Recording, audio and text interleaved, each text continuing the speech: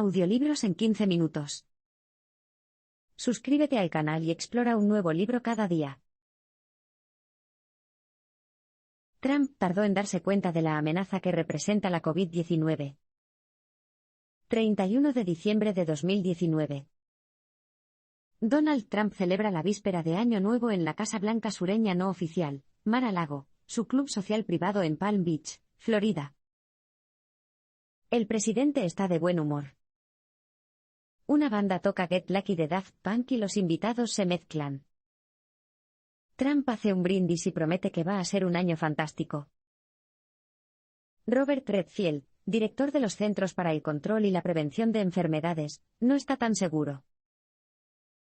Acaba de leer un correo electrónico del puesto avanzado de los centros en China. Dice que el personal local está monitoreando un brote de un virus no identificado similar a la neumonía en la ciudad portuaria de Wuhan. El mensaje clave aquí es: Trump tardó en darse cuenta de la amenaza que representa la COVID-19. Las enfermedades respiratorias habían sido durante mucho tiempo la fuente más probable de una pandemia mundial. Un siglo antes, después de la Primera Guerra Mundial, una gripe mortal conocida como gripe española se cobró millones de vidas. También hubo casos más recientes. En las décadas de 2000 y 2010, se contuvieron los brotes del SARS, un coronavirus, y del H7N9, una cepa de la gripe aviar, pero los expertos en salud pública como Redfield estaban convencidos de que volverían. Como dijo a los senadores de los Estados Unidos en 2019, era solo cuestión de tiempo que otra enfermedad respiratoria pasara de los animales a los humanos. El correo electrónico en la bandeja de entrada de Redfield sugería que eso ya había ocurrido. Pero este virus resultó ser más infeccioso que cualquier cosa que se haya visto en mucho tiempo. Al final de la primera semana de enero, había cientos de casos en China. Las exploraciones pulmonares confirmaron que se trataba de un coronavirus nuevo. Había llegado el COVID-19. Empezaron a aparecer nuevos casos fuera de China, primero en Tailandia y luego en Francia. Cuando la COVID-19 apareció en la sesión informativa diaria del presidente, los pacientes infectados ya habían ingresado a los Estados Unidos. Redfield dio la alarma. Alex Azar, el secretario de Salud, respondió. El 10 de enero de 2020, habló con el presidente.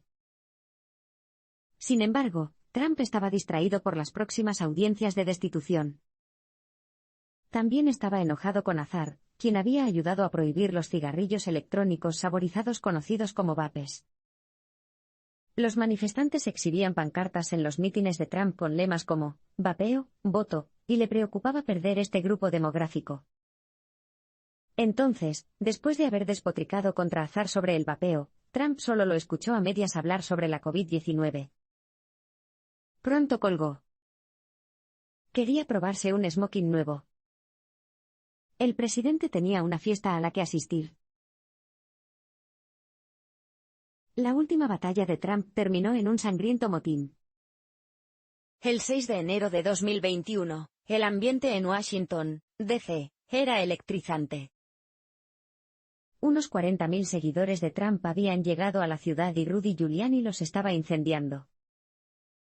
Condenó a los criminales que intentaban robarse las elecciones, y dijo a su audiencia que se prepararan para un juicio por combate. Al mediodía, apareció Trump. Dijo que la victoria estaba cerca. Ahora todo dependía de Mike Pence. E instó a sus seguidores a recordarle ese hecho al vicepresidente marchando hacia el Capitolio. El mensaje clave aquí es: la última batalla de Trump terminó en un sangriento motín.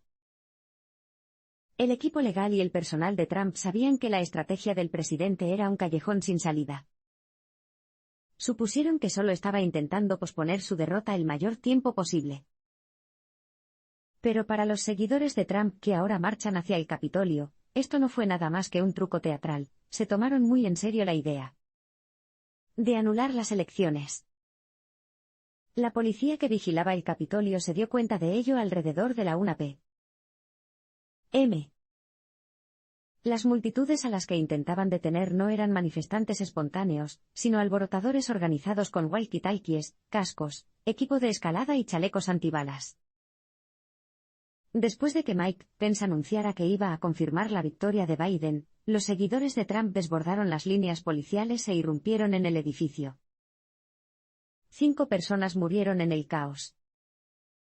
Uno de ellos, un agente de policía, murió después de haber sido rociado con gas pimienta.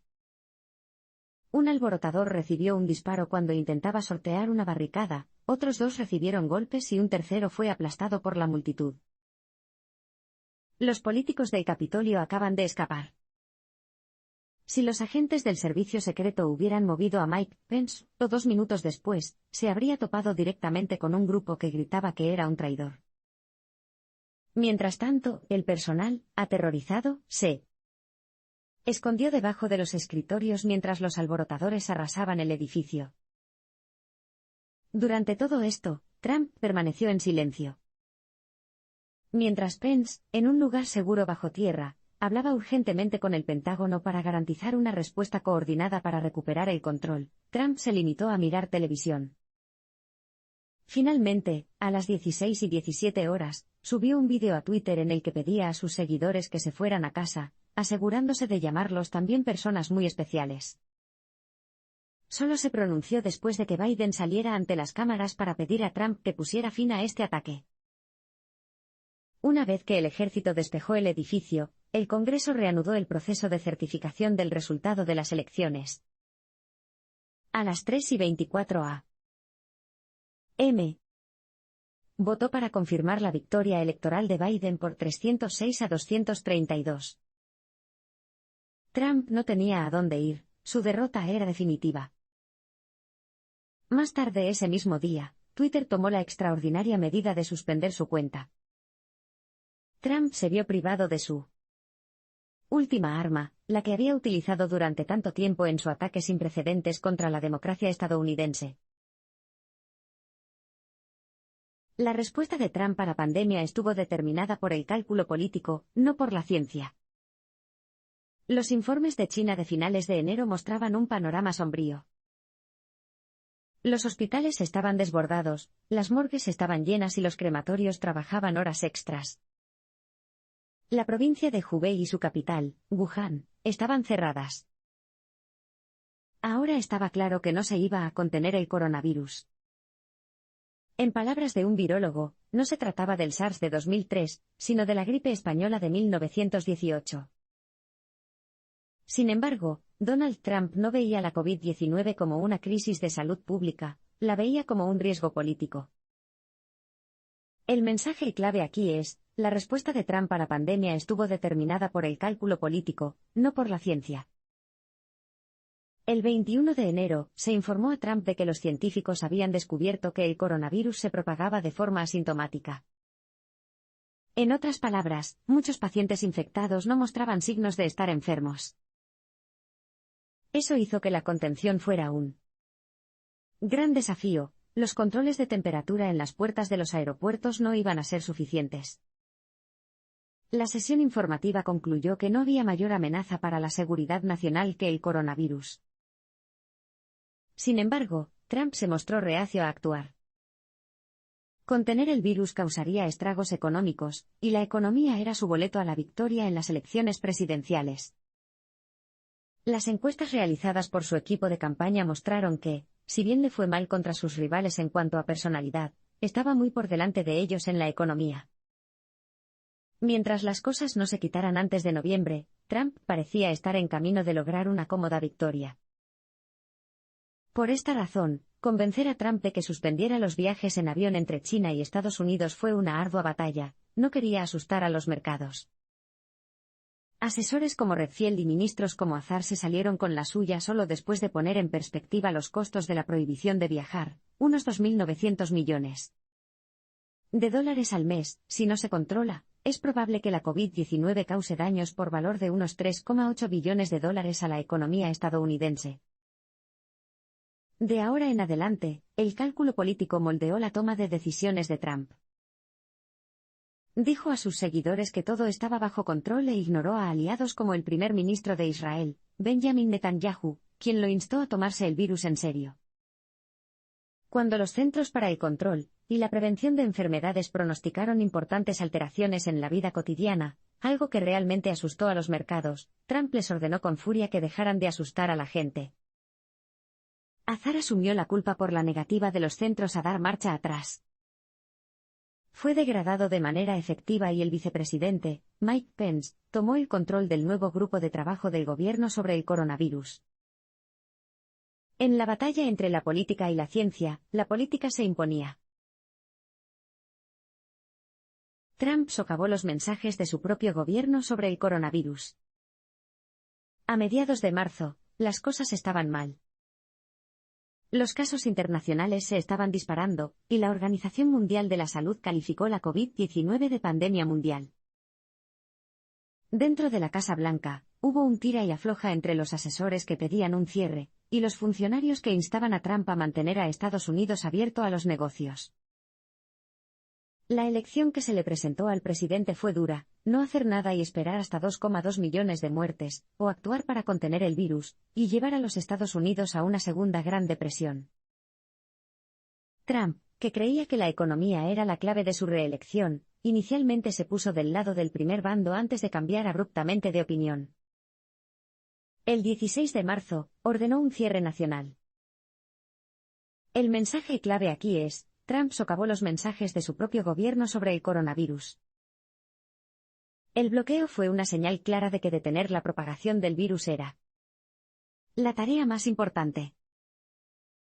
Sin embargo, el propio comportamiento de Trump socavó ese mensaje desde el principio. Aunque consideraba que su trabajo era tranquilizar a la gente, su estilo de comunicación tuvo el efecto contrario. Cuando anunció la suspensión de los viajes de entrada y salida del país, se salió del guión y sugirió falsamente que su orden también se aplicaba al transporte de mercancías. Luego, no aclaró que a los estadounidenses que viven en el extranjero se les permitiría volver a casa.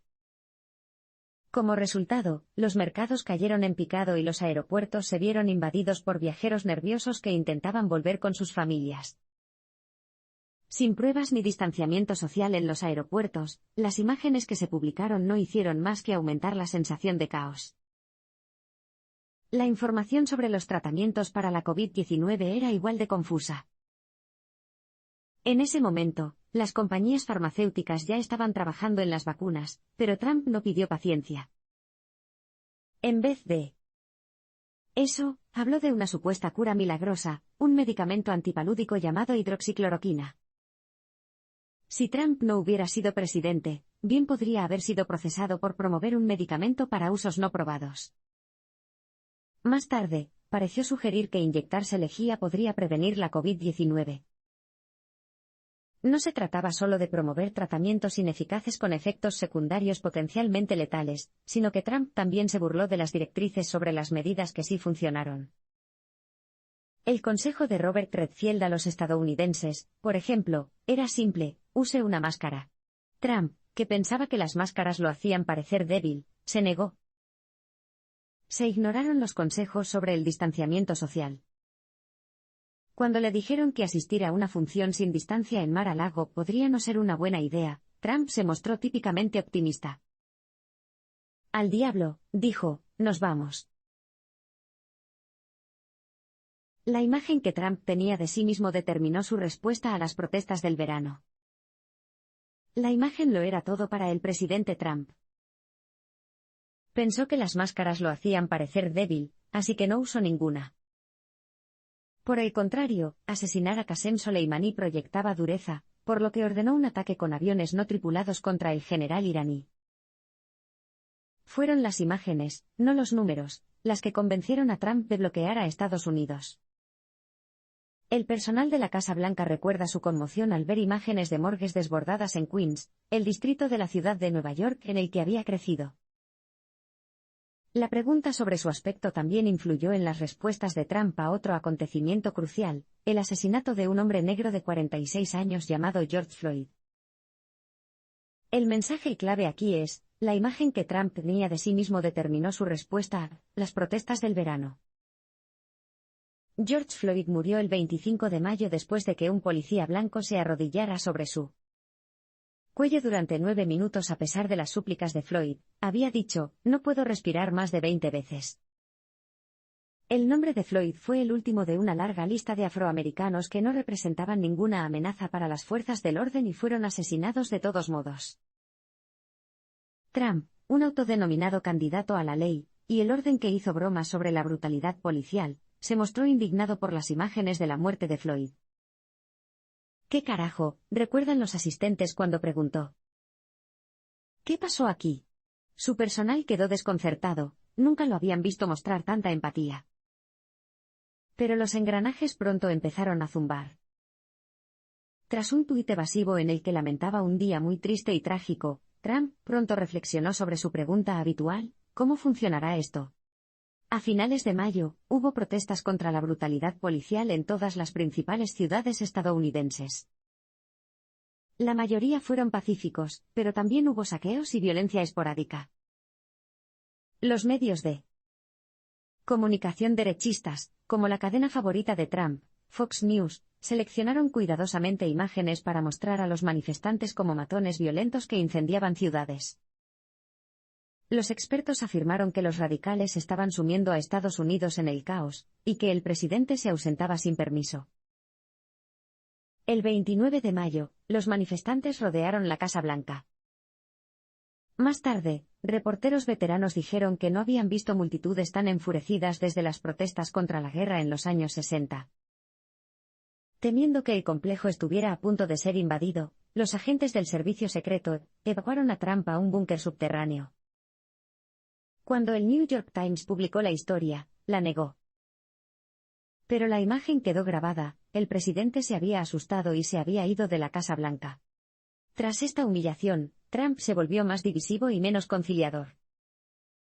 Aceptó la retórica de Fox y pidió al ejército que pacificara las ciudades y luchara contra los llamados matones. En sus propias palabras incendiarias, cuando comienzan los saqueos, comienzan los disparos. Se había marcado la pauta para el resto del año. Los mítines de campaña simbolizaron el caótico manejo de la pandemia por parte de Trump. El movimiento Black Lives Matter despegó en verano. Estados Unidos, dijeron sus partidarios, necesitaba cambiar. Las muertes de hombres negros como George Floyd tenían que terminar. Durante estas semanas de protestas, el país superó un hito trágico, 100.000 muertes por coronavirus. Por supuesto, el presidente no celebró la ocasión, ese día estaba jugando al golf. Las campañas por la justicia racial y la pandemia fueron distracciones en lo que respecta a Trump. Ambos se interpusieron en lo que realmente le importaba, su propia campaña de reelección. El mensaje clave aquí es, los mítines de campaña simbolizaron el caótico manejo de la pandemia por parte de Trump. A principios del verano, los médicos que guiaban la respuesta de la administración al coronavirus sentían que no podían comunicarse con el presidente. Como dijo Robert Redfield, la prioridad número 1 de Trump era idéntica a sus prioridades número 2 y 3, ser reelegido. En junio, anunció que reiniciaría su campaña. Eso significaba grandes escenarios, luces brillantes y fanáticos que lo adoraban, cuantos más, mejor. El primer evento se celebró el 20 de junio en Tulsa, Oklahoma, un estado controlado por los republicanos con un enfoque ligero para contener el virus. El personal de la campaña intentó convencer a Trump de que celebrara su mitin al aire libre, pero él insistió en que fuera cubierto. Era su manera de demostrar a sus seguidores que había vencido al maldito virus. Pero las cosas no salieron según lo planeado. Era un día sofocante y solo se presentaron 12.000 personas, 7.000 menos de lo esperado. Las imágenes mostraban un mar de asientos vacíos e islas abarrotadas de seguidores de Trump sin máscara. Había una estación de pruebas frente a la entrada del recinto, pero la cerraron después de que se filtrara la noticia de que 6 personas habían dado positivo en solo 2 horas. El repunte pudo haber sido menor de lo esperado, pero propagó el virus por todas partes. En solo 7 días, hubo 902 casos nuevos en el condado de Tulsa, un récord para el área. Kevin Stitt, el gobernador de Oklahoma, fue uno de los asistentes más destacados que contrajeron el virus. Se recuperó. Herman Cain, que alguna vez fue candidato republicano a la presidencia, fue otro. Cain no tuvo tanta suerte. Fue hospitalizado y murió a causa de las complicaciones de la COVID-19 4 semanas después. Tulsa simbolizó la mala gestión de la pandemia por parte de Trump. Se ignoraron las directrices emitidas por su propia administración, y se sacrificó la seguridad de las personas en aras de la conveniencia política. Fue este tipo de comportamiento imprudente lo que hizo que las calificaciones de Trump bajaran. A mediados del verano, el 58% de los votantes desaprobaba su manejo de la pandemia. La única sorpresa fue que no fuera más. La paranoia de Trump minó su suerte política. El número de muertos siguió aumentando durante el verano. A principios de septiembre, el país estaba en camino de alcanzar las 200.000 muertes. Mientras tanto, las calificaciones de Trump estaban en caída libre. Según un asesor, los votantes estaban fatigados. La pandemia no había traído más que sufrimiento. Trump tenía que darles esperanza, mostrarles que había luz al final del túnel. El presidente, cada vez más irritable, no estaba de humor para recibir este consejo. ¿Están fatigados? Bueno, yo también estoy jodidamente fatigado, dijo. Lo decía en serio. Su administración había renunciado a la lucha contra el COVID. Pero admitir la derrota ante la pandemia era una cosa, aceptar la derrota en las próximas elecciones presidenciales era una cuestión completamente distinta. El mensaje clave aquí es, la paranoia de Trump socavó su suerte política. La primera señal de que Trump estaba preparando una crisis constitucional sin precedentes llegó en septiembre. Cuando un periodista le preguntó si se comprometería a una transferencia pacífica del poder, Trump respondió que esperaría a ver qué sucedía. Unos días después, tuiteó que noviembre sería la elección más imprecisa y fraudulenta de la historia. Y Joe Biden fue el peor candidato de la historia. Si Biden derrotó a Trump, solo podría significar una cosa: las elecciones habían sido amañadas. Las agencias de inteligencia no tenían pruebas que respaldaran estas afirmaciones. Claro, Rusia podría intentar interferir, pero ninguna potencia extranjera podría manipular las máquinas de conteo de votos u otros elementos de la infraestructura electoral. Y no había ninguna razón para pensar que un gran número de votantes que votaban por correo condujera a un fraude generalizado. Pero las pruebas no le importaban a Trump en ese momento. Ahora afirmó que compañías farmacéuticas como Pfizer estaban restringiendo las vacunas contra la COVID-19 para debilitarlo. Alex Azar, el secretario de Salud, intentó explicar que las pruebas rigurosas eran clave para crear vacunas en las que las personas confiaran y estuvieran dispuestas a tomar, pero Trump no escuchó. En su opinión, sus enemigos estaban prolongando deliberadamente la pandemia porque eso perjudicaba sus posibilidades de ser reelegido en noviembre. La paranoia de Trump a menudo empeoraba su situación. En septiembre, por ejemplo, atacó a Anthony Fauci, uno de los principales miembros del grupo de trabajo sobre coronavirus de su propia administración. Fauci era muy popular entre los votantes moderados que Trump necesitaba desesperadamente para ganarse. Un asesor envió un mensaje de texto a un colega preguntándole en broma si había sido su recomendación estratégica atacar a Fauci. La respuesta lo decía todo: ja, ja, ja. Las elecciones ahora eran para que Biden perdiera. El enfoque de Trump ante la pandemia no cambió ni siquiera después de su propio encuentro con la muerte. La Casa Blanca de Trump tenía filtraciones. Las historias poco halagadoras, como la noticia de que se escondía en un búnker subterráneo, solían terminar en las portadas de los periódicos. Las filtraciones alimentaron la paranoia y hubo una búsqueda constante de topos. Sin embargo, otros tipos de infracciones, como la transmisión de un virus letal, no se tomaron tan en serio. El fracaso a la hora de proteger al presidente de 74 años era inexplicable. No fue solo su edad lo que lo puso en riesgo. Con 244 libras, era clínicamente obeso. No hacía ejercicio.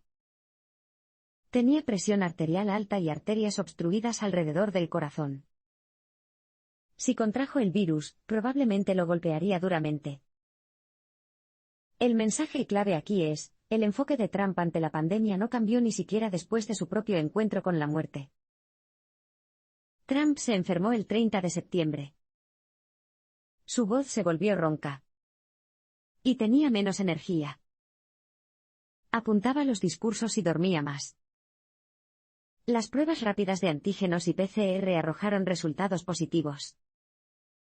El presidente tenía COVID-19. Oficialmente, la Casa Blanca dijo que todo estaba bien. Pero a puerta cerrada, la historia era diferente.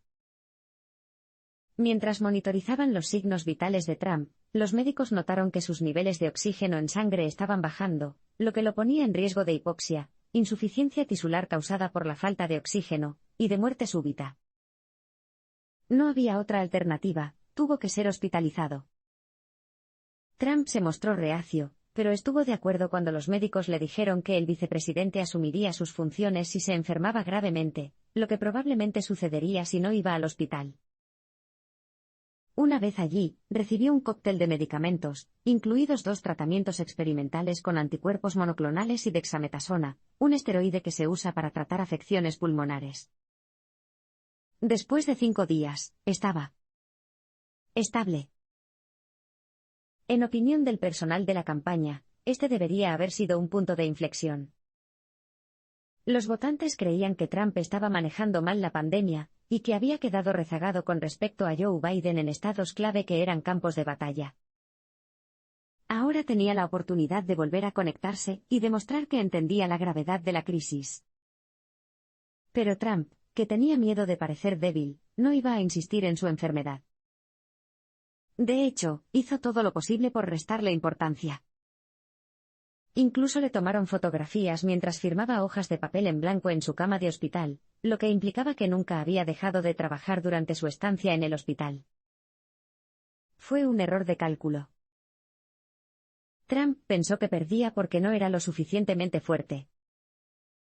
Pero los votantes no querían un hombre fuerte, como dijo uno de sus estrategas, querían a alguien a quien pareciera importarle un carajo.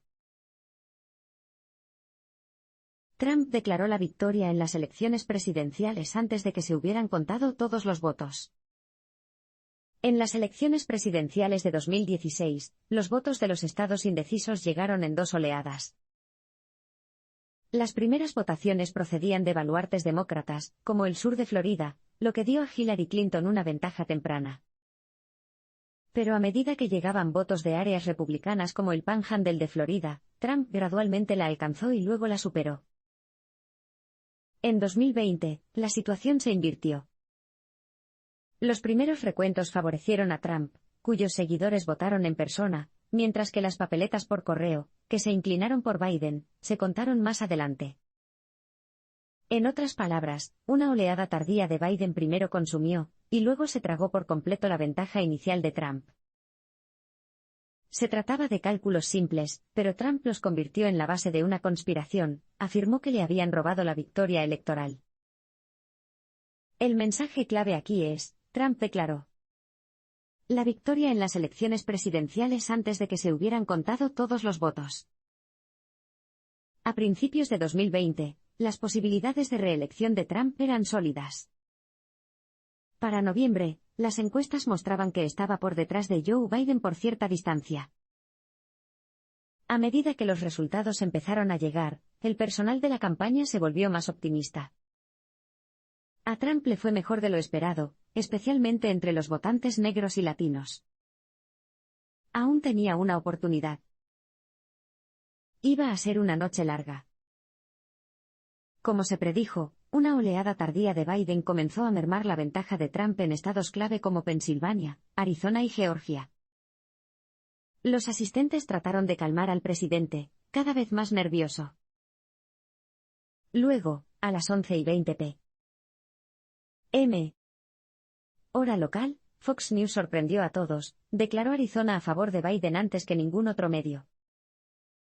Trump explotó. No solo se sentía traicionado, sino que no podía entender cómo Fox había logrado cometer lo que él creía que era un error obvio.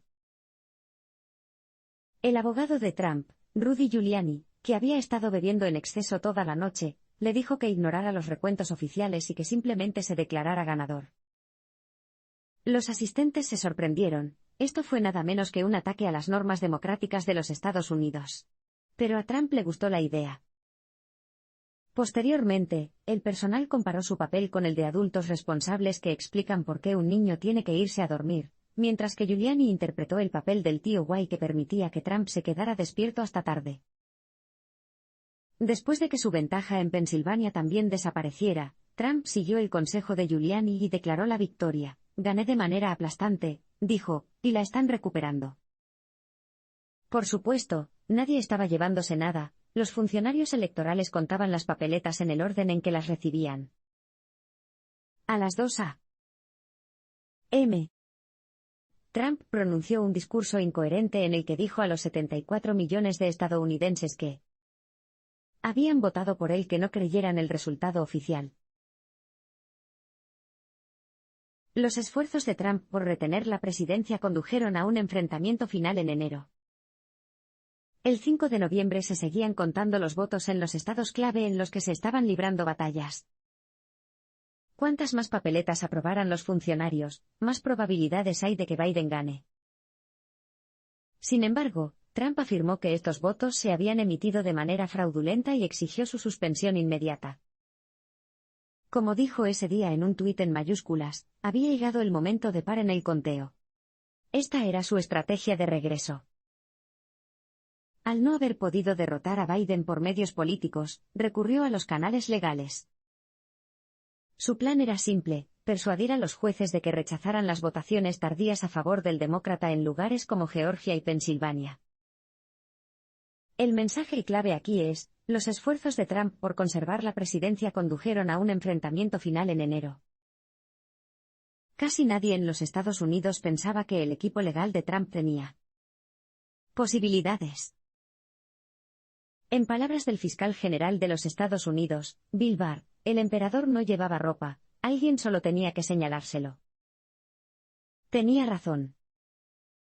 Dondequiera que se presentaran supuestas pruebas de fraude, los jueces perdían poco tiempo en desestimarlas. Como un tribunal estatal tras otro rechazó las demandas de Trump, apeló ante la Corte Suprema, donde esperaba recibir un trato favorable, al fin y al cabo, había nombrado a 3 de sus 7 jueces. No estaba a punto de llegar. El 8 de diciembre, la Corte Suprema también dictaminó que no tenía ningún caso. Trump arremetió contra la Corte en Twitter, pero fue una bravuconería vacía, sabía que casi se le acabaría la carretera. El 14 de diciembre, los estados confirmaron sus resultados electorales. Biden, que tenía 306 electores en el colegio electoral frente a los 232 de Trump, declaró la victoria. La presidencia se le estaba escapando de las manos a Trump. Pero hizo una última jugada. El Congreso tuvo que confirmar los resultados del colegio electoral el 6 de enero de 2021, un evento que durante mucho tiempo había sido una formalidad ceremonial. El vicepresidente saliente certificó la victoria del presidente entrante.